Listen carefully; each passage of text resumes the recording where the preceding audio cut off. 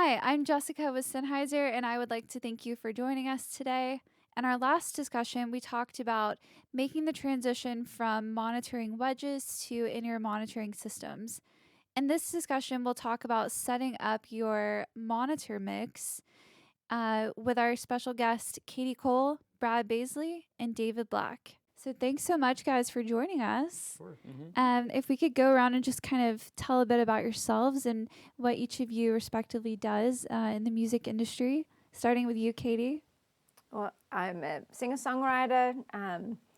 I play guitar, piano, sing, also in the word singer-songwriter.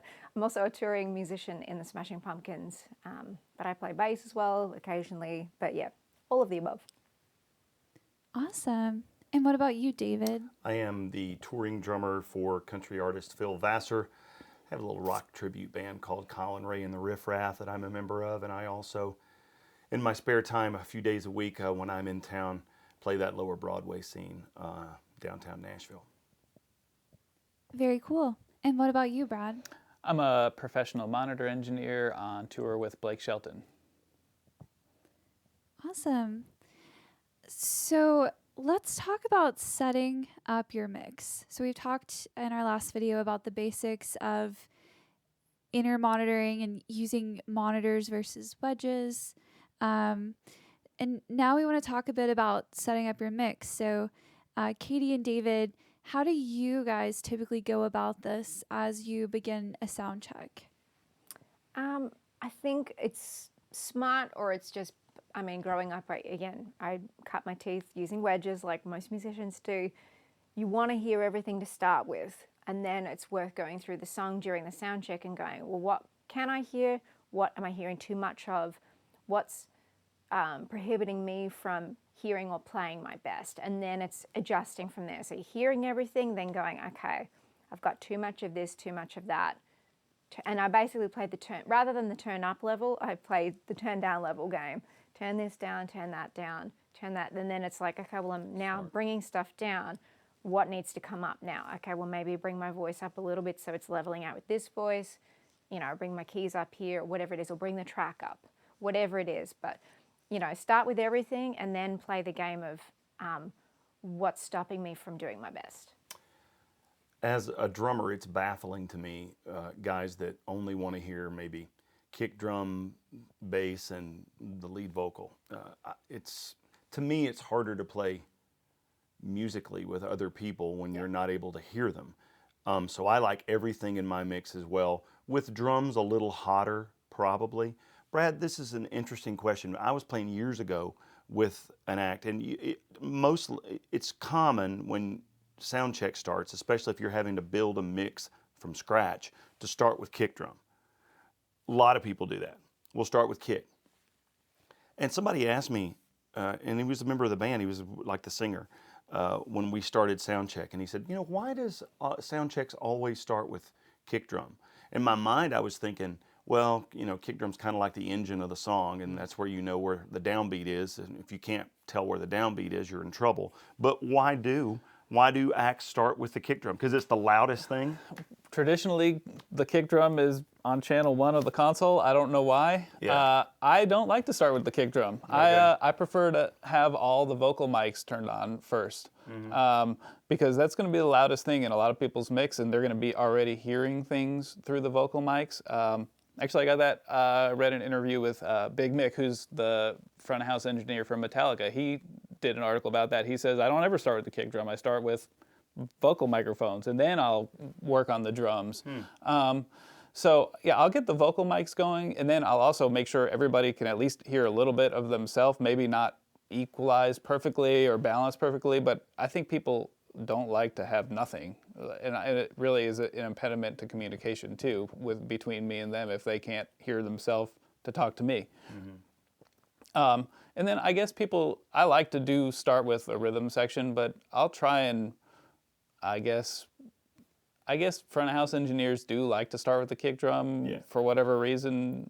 I don't spend a lot of time on it. It doesn't take me hours to get my kick drum sound of mightiness. So I do like to start with the drums and then a rhythm section, but I always like to at least have the vocal microphones on and somewhat at a reasonable level for everybody, just to facilitate communication. And also, like I said, you're going to get a lot of the drums through the vocal microphones. Yeah.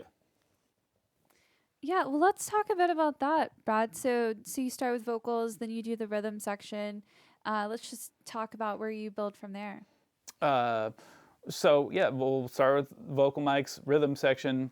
I like vocalists and also drummers to kind of consider that the in-ear monitors are earplugs, and then we're going to bring in things that they can't hear. So obviously, David's got the drums in front of them. They're already really loud. Katie has her voice in her head. She can hear herself in her head with the in-ear monitors off.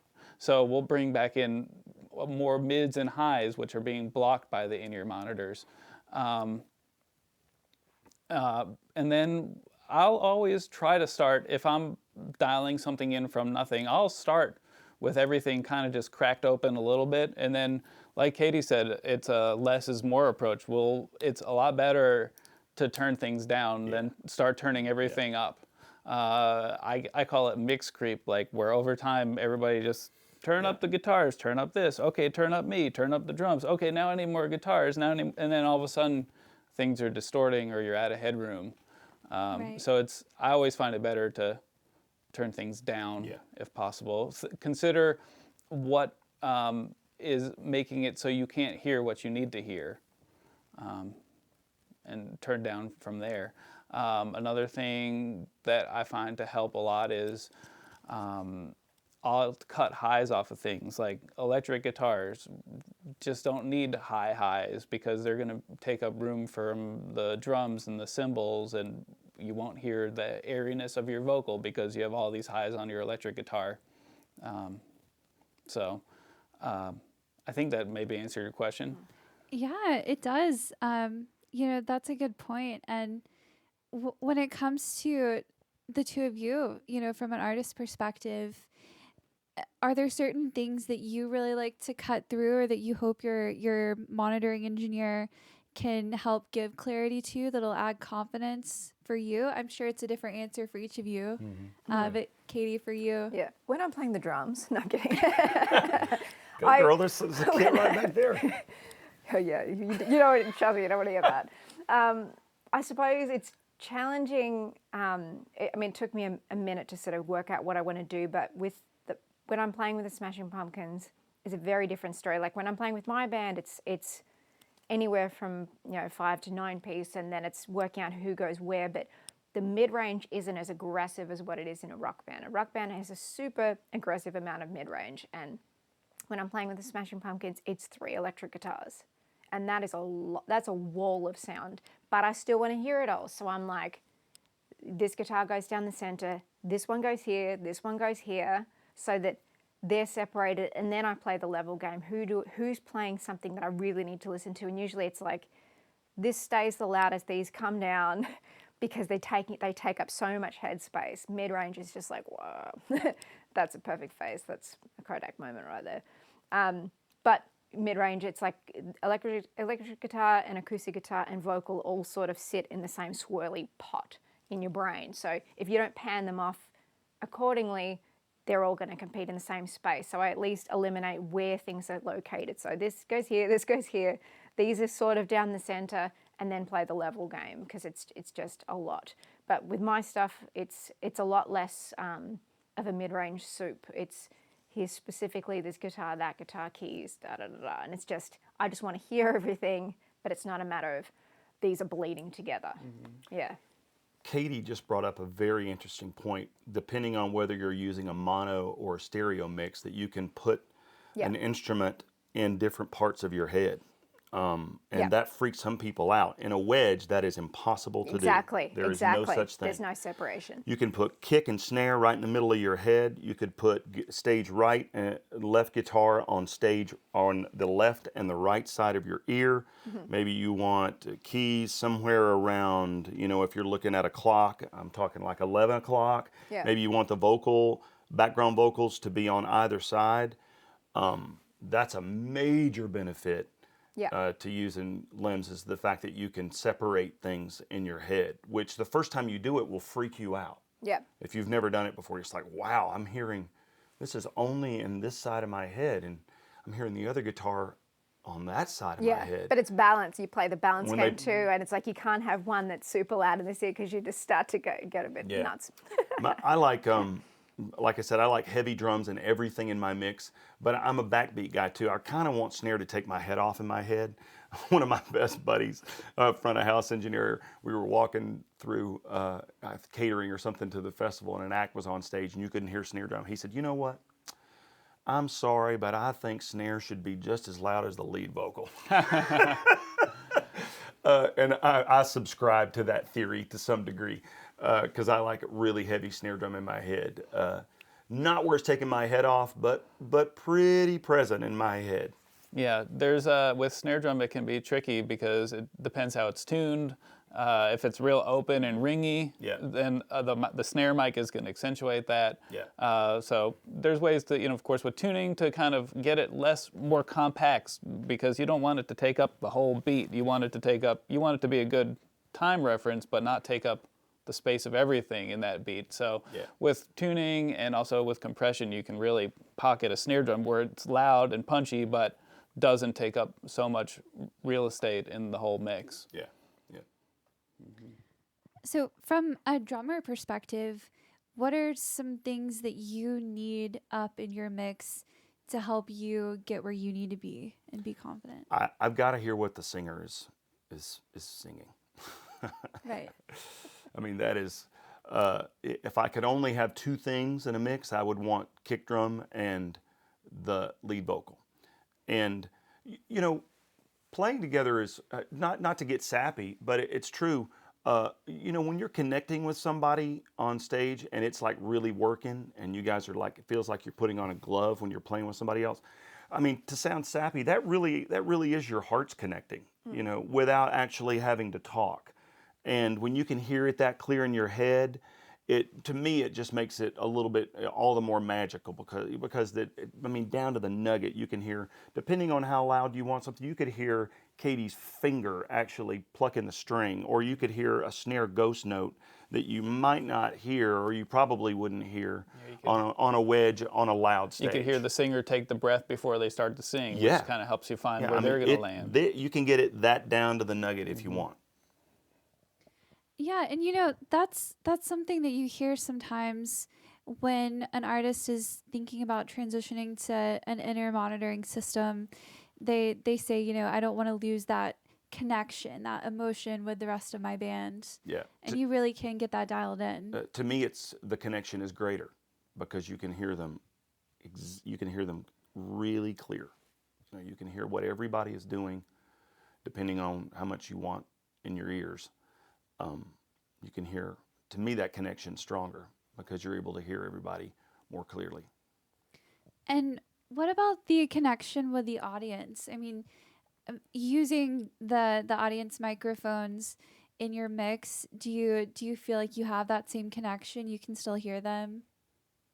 I speaking for me, yes. But if it's like a really dramatic moment and the singer is having them sing along, maybe I'll pop my ear out or pop it halfway out just so I can, even with audience mic, so I can just hear the room for just a second, just to connect in that way, see what that feels like, and then pop it back in and go back and start doing my job again. And even with the bleed through the microphones, you're going to hear the audience. Even without audience mics, the microphones are still going to be picking up the audience when they're singing loud. You're not going to be missing it. It's going to be a little different than if you had nothing in your ears, but you'll still hear them. Right. And what about you, Katie? Do you get the audience mics? Do you like to have that up in your mix? Not really. I mean, I can see them. I can see their reaction, and you're gonna hear the overall ambience of what's happening out the front. There's always going to be a woof of sound going out there, whether it's audience or or the front of house, whatever it is. You can hear what's going on. If you can hear a bit of extra audience singing along, that's great because it makes you feel good, makes you know that they're having a good time.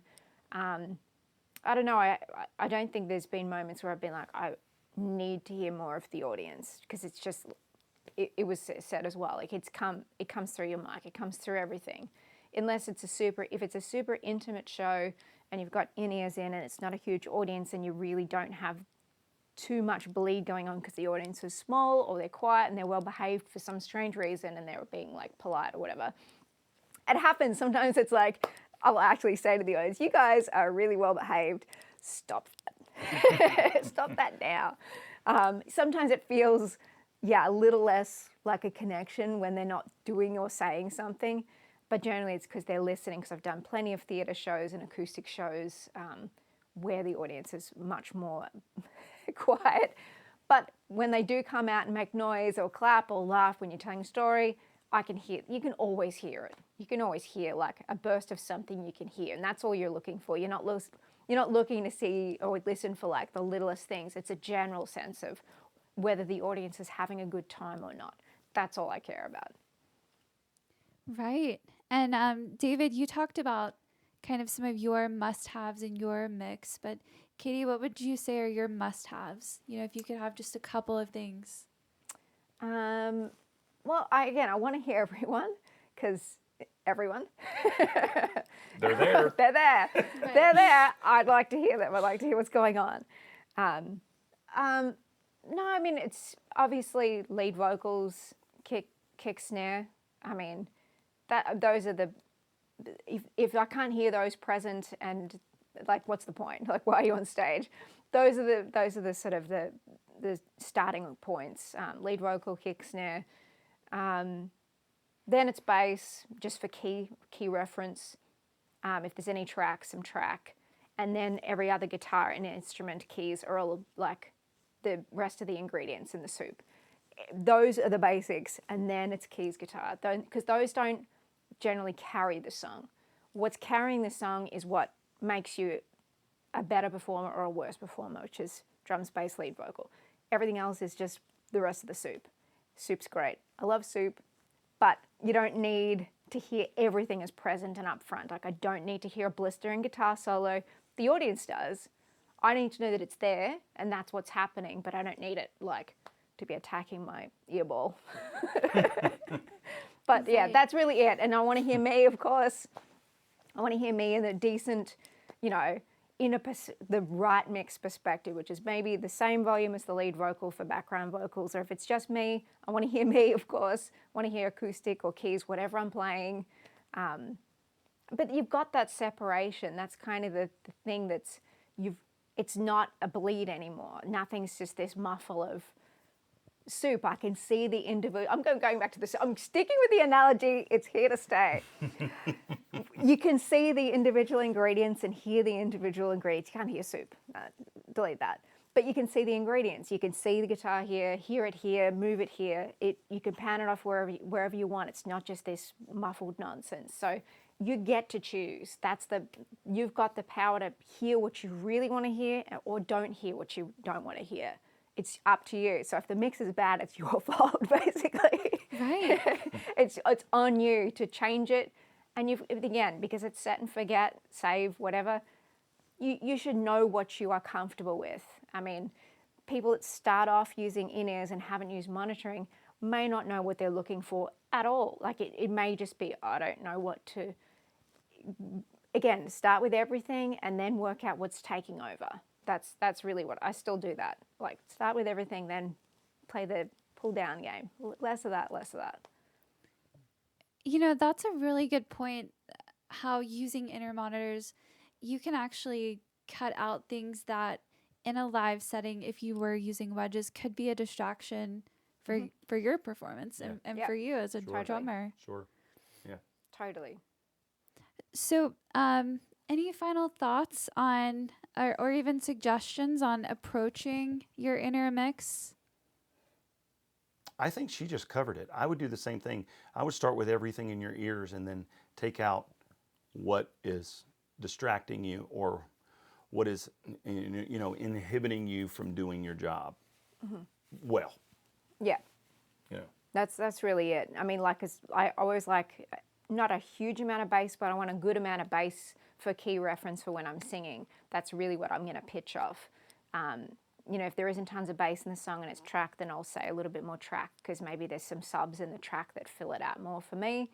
But yeah, it's whatever you need to do to really do your job, knowing that, again, you don't have to hear everything that everybody's doing all the time, but you need to know that that's what's actually happening in the room so you don't overstep.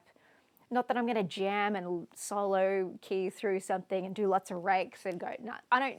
I'll generally just play my parts or play guitar, whatever I'm doing if I'm playing in the Pumpkins. But you just want to know that that's happening right now. That's what that audience noise is. They're going off because this person's doing a solo or this person's doing this thing or they're singing this really loud note or you just want to hear what's actually happening in the room. Obviously, using a monitor to start with, you get to learn what the difference is. What I'm just trying to hear like my voice. I just want to hear that over the rest of the nonsense that's happening on stage. But as you start to get onto bigger stages, maybe the amps are further back on the stage and then you're up there with the monitor and you're having to send amp sound through to the monitor. So you're doubling up on sound on the stage, which is creating more microphone bleed as a result. All of those things can play a role. Whereas when you cut all the monitors off the stage and it's just here, you're not having to double up on all those possible problems. So it just makes it easier. Awesome. Well, thank you all so much for joining us today and for sharing your unique perspectives on setting up a mix. Thank you all for watching, and please check out our other video on in-ear monitoring by clicking the link below. Don't forget to like and subscribe to see more videos just like this.